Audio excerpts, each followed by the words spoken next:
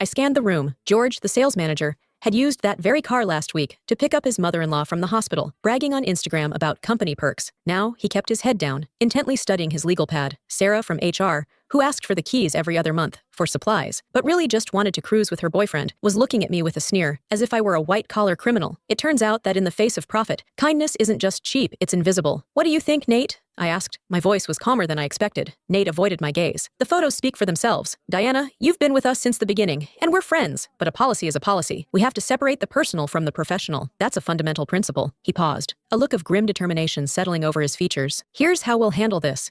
You'll hand over the keys immediately. From now on, the vehicle will be managed strictly by the administration department. Additionally, the finance team will calculate the fuel and depreciation costs Madison outlined and deduct them from your next paycheck. Madison's lips curled into a triumphant smirk. She looked like a cat that had finally caught the prize canary. Thank you, Nate. That's very fair. Also, I think a formal apology in front of the whole staff is necessary. This kind of behavior rots company culture. Nate hesitated, glancing at me briefly before nodding. We'll skip the speech. A company-wide memo detailing the disciplinary action will suffice. A company-wide memo, a docked pay, confiscation of my own keys. I looked at Nate's familiar face and realized I didn't recognize him at all. It was my car, but I didn't argue. I didn't scream. I didn't reach into my bag, pull out the title, and throw it in his face, because I saw the naked ambition in Madison's eyes, and I saw the calculated greed in Nate's. She wanted to use me as a stepping stone. He wanted to seize the chance to finally claim the company limo as his own, permanently turning my generosity into his asset. 2 years is a long time, long enough for people to develop the delusion that what they've been allowed to use actually belongs to them. Fine, I said. I stood up, reached into my bag, and pulled out the heavy, leather-bound key fob. I placed it gently on the conference table. The thud it made was small, but it felt like a gavel coming down. There are the keys. I accept the memo. I looked at Nate, a slight knowing smile touching my lips. I hope this car brings the company all the luck it deserves.